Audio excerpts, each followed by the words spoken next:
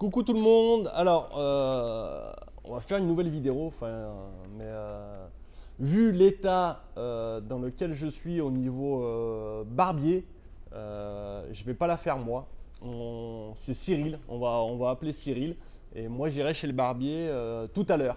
Donc, ce qui sera beaucoup mieux parce que je ne peux pas présenter une vidéo comme ça. Cyril. Ça, c'est sûr, ouais. Tu ressembles à rien. Ouais, c'est un peu compliqué. Coucou. Remarque, on va y aller tous les deux, je Ouais. pense. Non, là, on n'a pas eu le temps. On attaque. On fait la vidéo? Oui. Allez. Alors, mon petit chat. La vidéo qu'on va faire, c'est une vidéo qui nous a été demandée. Je pensais pas qu'elle nous serait demandée comme ça parce que, tu sais, j'ai balancé une petite phrase. Sur la vidéo du rapido, ouais. Ouais. J'ai balancé une petite phrase et je pensais pas qu'il y aurait autant de gens derrière qui nous enverraient des mails, qui nous contacteraient sur Facebook, tout ça, en nous disant Cyril, c'est quoi l'astuce dont tu parles pour reconnaître le millésime, etc., etc. Dans cette vidéo, je disais ça. Il y a quelqu'un qui vous dit, moi je vous vends un 2008 alors qu'il y a un logo bleu ici. C'est pas vrai. Sauf s'il a changé le logo. Sauf s'il a enlevé le volant et mis un nouveau volant. Mais après, non, ça se pas voit à la déconner. calandre. Et non. Surtout.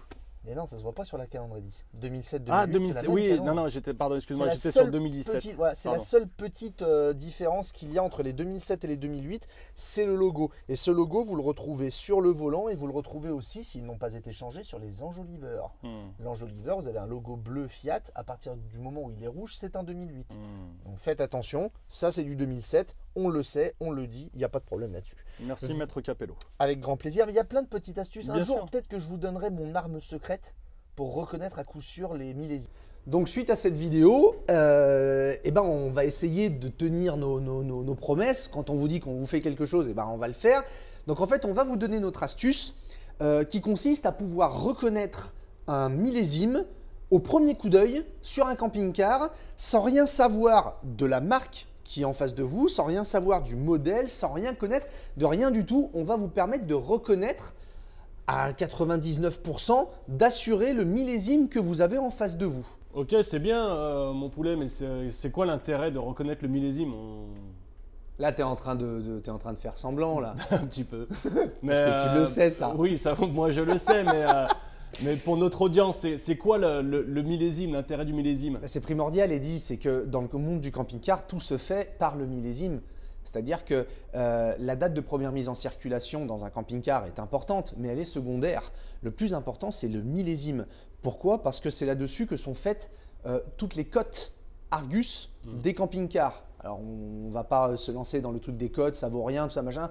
Si, quand vous avez un problème avec votre véhicule, si jamais votre assurance, elle doit vous rembourser ou quoi que ce soit, elle va se baser sur la cote Argus. Et n'importe quel vendeur, quel qu'il soit, avant de vous faire une proposition, il va regarder la cote Argus pour vous faire sa proposition qui sera au-dessus. Le problème, c'est que immatriculer un véhicule, je te dis une bêtise, tu as un véhicule qui est immatriculé en 2016.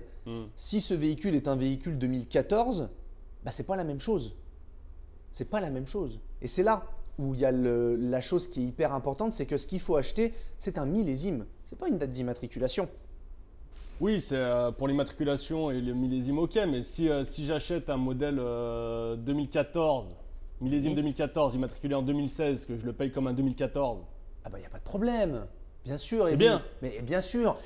Alors, parce que oui, c'est vrai qu'attention, il ne faut pas faire peur. Il y a des gens qui ont aujourd'hui en leur possession des véhicules qui sont immatriculés, qui sont immatriculés en 2017, par exemple, et qui sont du millésime 2016 ou 2015. Attention. En fait, Cyril, c'est un peu nos Tatumi. Là, ça risque rien. C'est dans un sens. En fait, ce qui est important, c'est si tu achètes un véhicule qui est immatriculé en 2017 et qui est d'un millésime antérieur, 2016 ou 2015, c'est pas bien grave. Si tu l'achètes au prix d'un 2016 ou d'un 2015, c'est ça qui est important. Par contre, si tu achètes un véhicule immatriculé en 2017, mais qui est un millésime 2015, mais que tu l'achètes au prix d'un 2017, là, c'est un petit problème. Parce qu'il y a un écart de valeur qui est trop important. Évidemment. Donc c'est ça qui est… Attention, on tient à rassurer les gens. Si vous avez un véhicule qui est du millésime 2015, immatriculé en 2016 et que vous l'avez payé comme un 2015, tout va bien, aucun problème. Mais l'idée, c'est avant d'acheter, comment t'en rendre compte? Comment te rendre compte que si tu as un véhicule d'occasion immatriculé en 2017 et qui est un millésime 2016 et que toi tu ne le sais pas, tu es un particulier, tu ne le sais pas, comment le savoir du premier coup d'œil en étant devant le camping-car? Avec le porteur? Ah, on va y venir avec le porteur. Eh bien, viens, je vais te montrer. Ben voilà. La première chose à voir, tu as raison Eddy, c'est le porteur. Le porteur est votre premier indice. On va parler uniquement du Fiat à l'heure actuelle puisqu'il représente la majorité des ventes de camping-car. Le porteur Fiat, vous avez un exemple typique ici, nez aplati, phare, voilà, bon, ça commence à vieillir, hein, Ouais. mais nez aplati, nez droit comme ça, cette bouille-là, vous voyez, avec les phares qui sont comme ça, et le logo bleu, et ben cette face avant, c'est la face de tous les Fiat, tous les camping-cars d'un millésime avant 2007.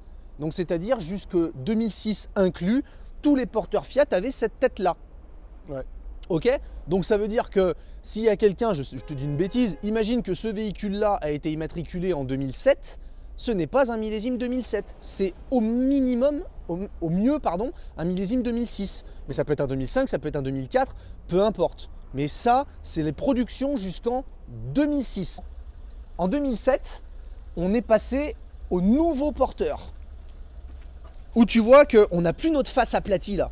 On a un espèce de petit, voilà, de petit rebord, c'est un petit peu plus design, un petit peu plus moderne. Et les phares qui étaient là avant sont montés ici, tu vois, et viennent épouser la forme du côté du véhicule. Ça, c'est les porteurs Fiat de 2007 inclus à 2014 inclus. 2007 à 2014. Si vous voyez cette face-là, il n'y a aucune raison que ce ne soit pas entre un 2007 et un 2014. Donc ça, on peut pas me le vendre comme un 2015 ou un 2016. Imagine que celui-ci, il est immatriculé en 2015 ou en 2016, ça ne pourra pas être un 2015 ou un 2016. Ça sera au mieux un 2014, mais ça peut être un 2013, ça peut être un 2012, ça peut être un 2011, etc. etc., etc. Ok. Ok? Et là, à partir de 2015 inclus jusqu'à 2019 inclus, et bah tu vois, regarde, les phares, les gros phares ici, ils sont plus petits, ils sont plus acérés. La calandre n'a pas beaucoup changé, mais c'est surtout au niveau du phare que tu as une évolution stylistique du porteur. Oui. Donc ça veut dire que ce véhicule-là ne peut pas être considéré comme un 2014, comme un 2013, même s'il était immatriculé en 2016 ou en 2017. D'accord? C'est forcément à partir de 2015 jusqu'à 2019. Et en 2020, Ouais. on va la donner tout de suite l'astuce parce que là on est sur un 2020, mais en 2020 la seule chose qu'on a rajouté, enfin que on a rajouté, nous on n'a rien fait, hein, c'est tout Fiat qui gère, hein, l'AD Blue. Donc à partir du moment où vous avez de l'AD Blue sur du Fiat, vous serez forcément sur un millésime 2020. Ouais, sur du Fiat. Hein. Sur du Fiat. Ouais. Là on parle du Fiat.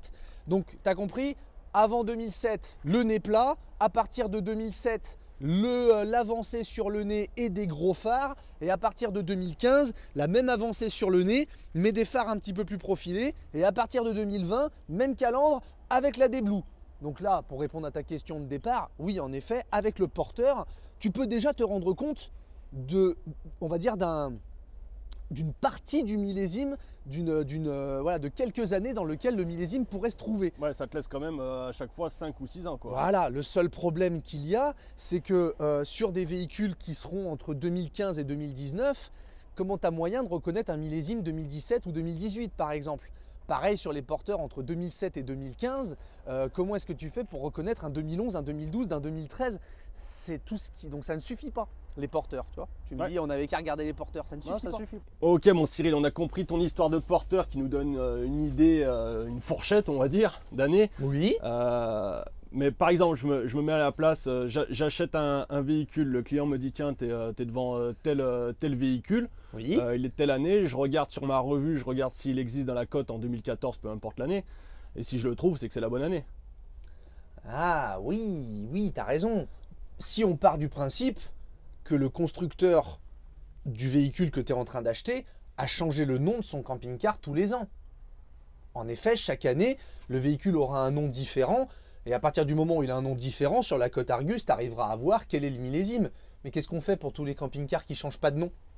Parce qu'il y en a un paquet. Là, par exemple, on est dans un Fleurette 60 LG. Ouais. D'accord? Fleurette 60 LG, tu sais depuis combien de temps ce modèle il existe? Pour 10 ans, 15 Au ans. moins. Donc ça veut dire que dans les cotes Argus, tu trouveras des Fleurettes 60 LG en 2007, en 2008, en 2009, en 2010, en 2011, etc., etc. Donc comment savoir si le véhicule que tu as sous les yeux est un bon millésime, à partir du moment où sur la cote Argus, tu auras exactement la même définition de véhicule. Le Fleurette 60 LG aujourd'hui, celui d'il y a 7 ou 8 ans, il n'avait pas le grand frigo. Oui, Il n'avait pas la cuisine comme ça. Bah donc on le sait. Ouais, mais nous, oui. Mais le particulier, il ne connaît pas les évolutions de, tous les véhicules tous les ans. Oui, même pour nous, même pour nous, c'est difficile. Ouais. Donc aujourd'hui, en effet, tu as raison, quand le constructeur change le nom de son véhicule tous les ans, c'est facile d'aller vers la cote Argus et de se dire, bon bah ce véhicule-là en 2017, il n'existait pas, il est immatriculé en 2017, s'il n'existe pas, c'est que c'est un 2016. Mais tous les constructeurs ne changent pas le nom de tous leurs camping-cars tous les ans. Donc comment on fait avec les camping-cars qui existent depuis longtemps? Le Fleurette 60 LG, c'est l'exemple type. Ben, on appelle le constructeur. C'est pas con. C'est pas bête. Pardon. Oui, tu peux appeler le constructeur. Tu peux passer par un concessionnaire qui va appeler le constructeur ou à qui tu vas donner le numéro de châssis du camping-car. Le concessionnaire va faire appel au constructeur qui va lui donner le millésime en échange. Mais entre-temps, il s'est passé peut-être une semaine et toi qui voulais acheter l'occasion pour peu que ce soit une belle occasion, et ben entre-temps, tu l'auras perdu parce que il y a quelqu'un d'autre qui l'aura acheté à ta place. L'astuce qu'on va donner, ça permet de reconnaître devant le véhicule au moment où vous êtes avec un potentiel vendeur et si vous êtes un potentiel acheteur, de pouvoir confirmer le millésime tout de suite, tout seul, sans rien avoir appelé à personne. L'astuce, l'astuce, l'astuce, l'astuce, l'astuce, l'astuce. Allez, explique-nous. L'astuce, l'astuce. Bon, on va essayer de se mettre un petit peu en situation.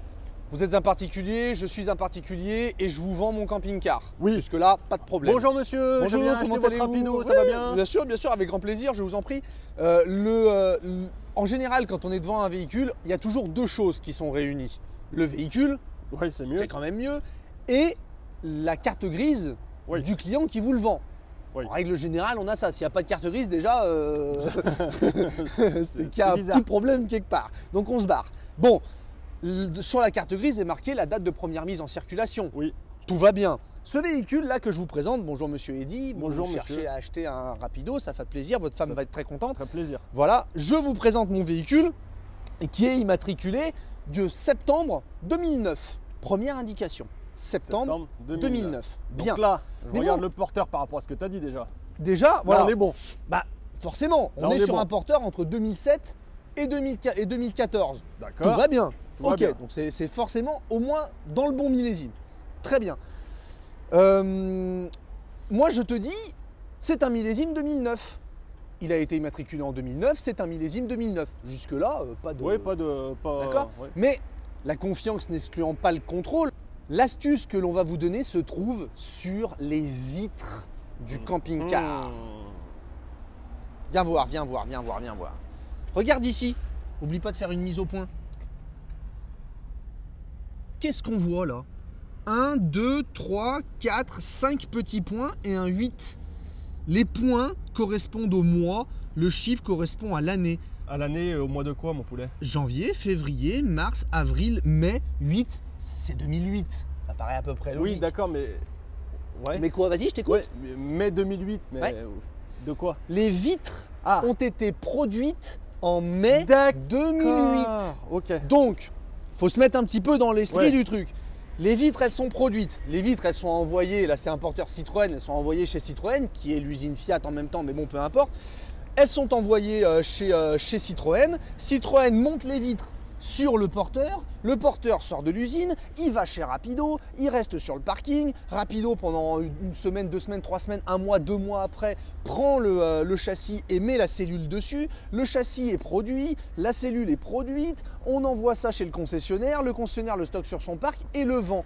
En règle générale, pour une vitre qui a été produite en mai 2008, étant donné que le millésime 2009 a commencé en septembre 2008, on est sur un 2009, puisque le temps que ça soit produit, il est logique que la vitre sorte beaucoup plus tôt que le millésime du camping-car. Oui, évidemment, oui. Donc là, en regardant une vitre qui est sortie en mai 2008, moi je te dis que c'est un 2009, c'est totalement cohérent. Ça, c'était le premier exemple. Un petit peu plus compliqué.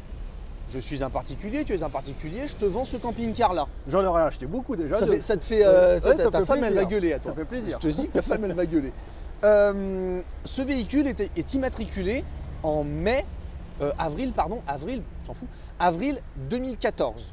Oui. Je suis un particulier, je te dis, mon véhicule est un millésime 2014, immatriculé en 2014. Bon, ok, jusque-là, ça peut être cohérent. Avril 2014, immatriculation, millésime 2014, ça colle dans l'absolu. Oui. Mais la confiance n'excluant toujours pas le contrôle, je suis devant le véhicule et je regarde le camping-car. Donc, je suis bien sur une face Fiat. Donc, impeccable. pas de problème entre 2007 et 2014. Donc, ça peut être un millésime 2014. Mais je retourne voir mes vitres. Et là, je vois janvier, février, mars, avril de 2012. Alors, je contrôle quand même l'autre vitre. Janvier, février, mars 2012. Encore du 2012. Et sur le pare-brise, on ne va pas le montrer, vous allez nous faire confiance, mars 2012. Il y a un truc qui cloche. Parce que là, j'ai 3 vitres qui sont sorties de production en début 2012. Le porteur est produit, ça va chez le constructeur monte la cellule dessus. Un constructeur ne fait pas 2 ans de stock d'un châssis. C'est pas possible. La rotation est trop rapide pour qu'un châssis reste 2 ans sur un parc. Ce véhicule-là, pour moi, c'est un véhicule immatriculé en 2014, mais du millésime 2013. En l'occurrence, Eddy, tu le connais ce véhicule? C'est un millésime 2013. C'est un millésime 2013. Donc ça veut dire que ce camping-car-là, nous le vendrons comme étant un millésime 2013 immatriculé en 2014. Et c'est très bien ainsi, mais il faut simplement le savoir. Par contre, si ce véhicule-là est vendu comme un millésime 2014 alors que c'est un 2013, c'est vous qui perdez de l'argent. Et puisque, enfin, le fait que tu parles de ça, nous, en tant que professionnels, on est obligé sur les bons de commande de noter le millésime et la date de mise en circulation. Tout à fait. Quand vous achetez chez un pro, c'est une obligation légale qu'il y a sur les bons de commande des professionnels. Le millésime d'un neuf ou d'un occasion doit toujours être renseigné en même temps que la mise en circulation. Ce qui vous permet d'être sûr. Alors, ça peut arriver qu'un professionnel se trompe lui-même en marquant un millésime qui n'est pas le bon. C'est des choses qui malheureusement peuvent arriver. Il y a des recours qui existent là-dessus, mais en règle générale pour le client, qui protège les clients évidemment, mais en règle générale, le professionnel fait. Oui, Normalement, après, l'erreur est humaine. L'erreur est humaine, elle peut arriver de partout, mais voilà. Donc là, tu vois, on est dans un exemple typique. Ouais. Immatriculé en 2014, et si vous arrivez devant ce véhicule, des vitres produites en 2012 pour un millésime 2014, c'est trop long. C'est un millésime 2013 quasiment sûr. Et en l'occurrence, après, si tu vas un petit peu plus loin, quand tu vas voir ce véhicule sur la cote Argus, et ben là, on a du bol. Parce que tu t'aperçois que ce véhicule existait en 2013, mais cette finition de véhicule n'existait plus en 2014. Ça ne peut donc pas être un 2014. T'as l'œil, toi. Alors, bonjour, rebonjour. Monsieur, bonjour, décidément. Vous ne seriez pas vendeur de camping-car? Mais qu'est-ce que t'en achètes des camping-cars aujourd'hui? Donc voilà, je te présente un beau fourgon que j'ai envie de te vendre. Parce que tu m'as l'air d'être un bon acheteur de camping-car et de fourgon. J'ai envie de te vendre ce véhicule et ce véhicule est immatriculé de février 2018. Bougez pas. Premier réflexe. Ça me paraît cohérent, les phares acérés. Ça peut être un 2018 puisque production avec les phares acérés 2015, 2016, 2017, 2018, 2019 et même 2020. 2020 oui. Il faudrait aller voir s'il a la D-Blue. S'il n'a pas la D-Blue, c'est pas un 2020. En l'occurrence, il n'a pas la D-Blue celui-ci. Donc 2018, plausible. D'accord. Ça te va? Mais tu as le doute. Oui. Tu as vu la vidéo qu'on a fait. Le doute t'habite. Oui. Tu as vu la vidéo qu'on a fait. Oui. Parce qu'avant d'aller acheter, tu t'es dit, tiens, Cyril et Eddy, ils ont fait une vidéo, machin, je vais quand même aller vérifier parce que la confiance n'exclut pas le contrôle. Allons vérifier. 1, 2, 3, 4, 5, 6, 7, 8, 9, 10, 11, 12, 5. 12, 5. Décembre 2005. 2015. 2015. Décembre 2015, immatriculé février 2018. Moi, j'ai le doute. C'est trop long. La vitre est produite en décembre 2015. Elle est montée sur un fourgon sûrement dans les mois qui suivent. Il n'y a pas de stock de vitres, il n'y a pas plusieurs mois, années de stock de vitres. Donc elle est montée dans le fourgon sûrement début 2016. Le fourgon est monté chez le constructeur, est assemblé à l'intérieur, etc., etc., etc. Le véhicule est envoyé chez le concessionnaire, le véhicule est vendu, ou peut-être même qu'il a été produit pour un client qui l'a commandé tout de suite. Pour moi, c'est un 2016. Tu connais le véhicule, Eddy, c'est Ouais. quel millésime? C'est un 2016, ouais. Voilà. Mais- Oui, vas-y. Ouais, mais enfin ça complique un peu la chose dans la mesure où on a des vitres 2015. Ouais. Donc ce serait un 2016, mais pourquoi pas un 2017? Et ben là, on est dans le paramètre hasardeux. C'est-à-dire que, en effet, le véhicule la vitre ayant été produite en fin d'année 2015, pour peu que le véhicule soit resté un petit peu plus longtemps sur le parc du constructeur, en effet, ça pourrait être un 2017. Ça pourrait. Ouais. Donc en général, dans un cas comme celui-ci, il y a deux choses qu'il faut faire. C'est regarder la cote Argus. Avec un peu de chance, ce véhicule existe en 2016 et n'existe pas en 2017. Donc à Ouais. ce moment-là, ça Ouais. sera un 2016. Ouais. D'accord. Si ça se trouve, il existe en 2017 et il n'existe pas en 2016, ce sera donc un 2017. Si jamais il existe sur les deux millésimes, parce que c'est un modèle récurrent de la marque, là, il faut voir le prix que vous propose la personne. Est-ce que c'est cohérent par rapport à un éventuel millésime? Ou alors, petit coup de fil à un concessionnaire de la marque, en donnant le numéro de châssis, il fait la demande et au moins vous êtes assuré de ce que vous achetez. Il y a une chose qui est sûre, c'est que ce n'est pas un 2018 et en l'occurrence, nous on le sait, c'est pas un 2018. Donc si on te suit un peu sur les trois véhicules qu'on a vus, on regarde, on fait le tour des vitres, pare-brise, les vitres, et on rajoute un quoi. Donc j'ai un 5, 15, c'est un 2016, grosso merdo quoi. Globalement, c'est ça. Globalement, c'est ça. Il faut rajouter, en général, il y a très difficilement un an de plus d'un an entre le moment où la vitre est produite et le moment où le millésime est homologué. Donc en effet, c'est souvent ça l'astuce. Après, encore une fois, ça se marie aussi avec la date d'immatriculation. Ouais. C'est-à-dire Ouais, qu'il faut ouais. avoir les deux pour se rendre compte. À partir du moment où vous avez les deux, vous allez voir que très rapidement, vous allez pouvoir vous rendre compte tout seul du millésime que c'est. Donc, pas d'inquiétude là-dessus. Je précise une chose qui est hyper importante. N'ayez pas peur d'avoir ou d'acheter un véhicule immatriculé, encore une fois, en 2016, qui est un millésime 2015. Oui. Ce n'est pas grave. Ce qui est grave, c'est d'acheter un véhicule qui est immatriculé en 2016 au prix d'un 2016, alors que c'est un millésime 2015. Ça, c'est pas bon. D'accord? Mais n'ayez crainte, il y a des tonnes, nous on le fait beaucoup. Notatumi, c'est ça. On vous vend un véhicule de l'année dernière sur l'année d'après. Par contre, on vous dit que c'est un véhicule de l'année dernière et on fait le prix en conséquence. Ce qui est le cas de, je l'espère, toutes les personnes qui font de la vente proprement. En tout cas, cette astuce, elle va vous servir à vous tous quand vous serez devant un véhicule, que vous ne connaissez rien au modèle, à la marque, aux années, à quoi que ce soit. Vous serez capable de confirmer ou d'infirmer un millésime de véhicule tout de suite. Cyril? Oui, je t'écoute. T'as vu, j'ai levé le doigt. Donc là, on a vu que des profilés. Oui, Est-ce que ça marche sur les intégraux? ça marche, mais c'est plus difficile. Ou ça dépend, ou ça dépend des marques? Ça dépend des marques. Les vitres des intégraux ont un traitement un petit peu différent malheureusement. Ouais. Vous ne pourrez ne pas forcément trouver ça sur tous les intégraux. Et c'est très difficile les intégraux puisque les faces avant souvent sont Eh oui. cachées. Donc c'est beaucoup plus difficile sur les intégraux. Malgré tout, en règle générale, quelle que soit la marque, sur toutes les vitres des intégraux, vous allez normalement en trouver au moins une Ouais. qui est gravée. Cherchez bien, ça ne sera pas forcément exactement le même système, mais il y aura toujours un petit numéro qui se balade quelque part. Il faut le regarder attentivement. Pour les intégraux, c'est un petit peu la différence. C'est tout. Eh Pas mal, hein? ouais, Pas mal, ouais, hein? ouais, non, bien, belle info, belle Alors, astuce. beaucoup de gens le savent, beaucoup de gens ne le savent pas. L'idée, c'est de donner un coup de main, voilà, pour de la vente de particulier à particulier, tant qu'à faire. Hein. Oui. On peut pas tous. Si les ça vendre, peut hein. aider, ça peut aider. Si ça peut Par, aider, par ça contre, peut un aider. truc, mon poulet, Oui. t'as dit au début, c'est une technique qui est valable à 99%. Oui. Les 1% restants, pourquoi? Alors oui, parce que comme toute règle, il y a ses exceptions. Et en effet, tu peux te retrouver dans des cas où les vitres ne sont pas cohérentes avec l'immatriculation et le millésime. Il y a plusieurs cas. Le premier, c'est le mec a changé toutes ses vitres.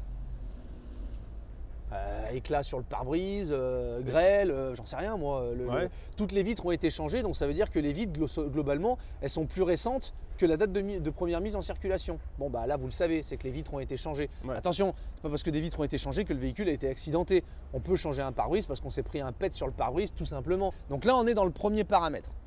Le deuxième paramètre, qui est très rare lui aussi, c'est le retard du constructeur.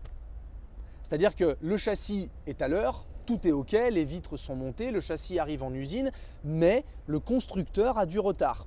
C'est-à-dire qu'au lieu de livrer son véhicule, admettons, au mois de mai ou de juin, en fait, il va le livrer au mois de septembre ou octobre de l'année d'après parce qu'il a eu un retard. On est vraiment dans du super rare, hein, d'accord? Mais ça peut arriver.